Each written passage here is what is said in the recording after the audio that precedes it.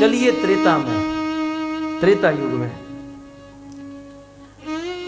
त्रेता युग में आप सब जानते हैं राजा दशरथ बड़े चिंतित हुए और गुरु वशिष्ठ के पास गए।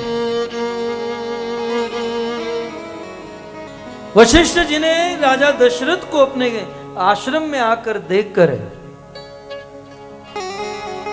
कहा कि राजवी, आप यहां आने की क्या जरूरत पड़ गई?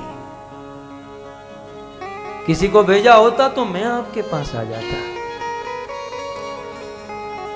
दशरथ जी कहते हैं कि गुरुदेव, प्यासा पानी के पास जाता है, पानी प्यासे के पास नहीं आता। क्या इच्छा है? गुरुदेव, आपकी कृपा से सब कुछ है, लाखों लाख दास दासी नौकर चाकर राज रजवाड़े सब कुछ, लेकिन मुझे कोई पुत्र नहीं है। गुरुदेव, क्या मुझे कोई पुत्र नहीं होगा? मुझे पुत्र सुख नहीं मिलेगा? इतना कहकर दशरथ जी की आंखों में आंसू आ गए। दशरथ जी अपनी धीरज खो बैठे। लेकिन उसी समय वशिष्ठ जी का वरद हस्त ऊपर हुआ और कहा, राजवी धीरज धारण कीजिए, चिंता मत कीजिए। धरहु धीर हो यही सुतचारी, त्रिभुवन विदित भगत भयहारी। आपके घर पर एक नहीं, दो नहीं, चार चार पुत्र की प्राप्ति होगी और साधारण नहीं, प्रकट होंगे इस धरती पर, दुष्टों का विनाश करेंगे, धर्म की स्थापना करेंगे, रघुकुल का डंका बजाएंगे, आपके रघुकुल के धर्म की ध्वजा को लहराएंगे।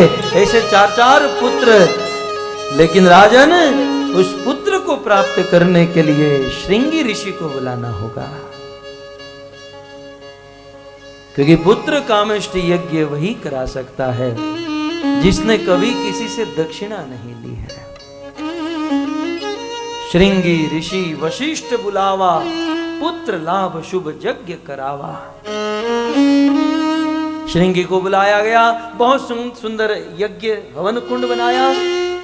ये कथा आपने सुनी होगी, लेकिन अब कुछ विशेष सुनिए, थोड़ा सा गहराई में। यज्ञ चल रहा है, सारी रानियां बैठी हैं और श्रृंगी ऋषि यज्ञ करा रहे हैं। वशिष्ठ जी, दशरथ जी सब बैठे हैं। और ब्रह्म मुहूर्त सुबह 4 बजे से यज्ञ शुरू हुआ है और संध्या के 4 बज गए, 12 घंटे बीत गए, लेकिन कुछ नहीं हुआ। उस यज्ञ का कोई परिणाम नहीं आया।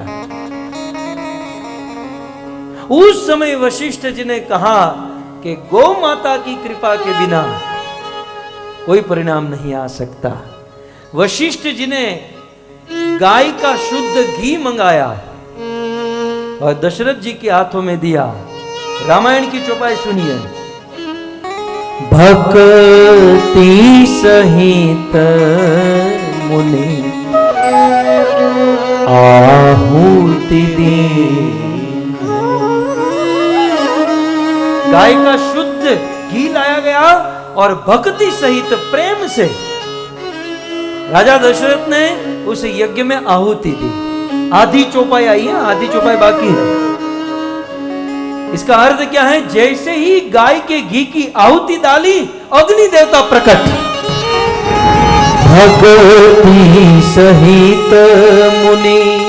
12 घंटे से यज्ञ चल रहा है, उस यज्ञ का कोई परिणाम नहीं, लेकिन उस यज्ञ में जैसे ही गाय का शुद्ध घी डाला, भक्ति सहित मुनि आहुति दीनी। और फिर प्रगटे यज्ञिनी चरो करलीन। प्रगटे यज्ञिनी चरो करलीन। समझ में आ रहा है? जैसे ही गाय का शुद्ध घी डाला, तुरंत अग्नि देवता हाथ में चरु लेकर दशरथ के सामने प्रकट हो गए। वह चरु राजा ने रानियों को दिया और उसी से भगवान रामचंद्र का जन्म हुआ। गौ माता की कृपा के बिना न राम संभव है, न वामन संभव है।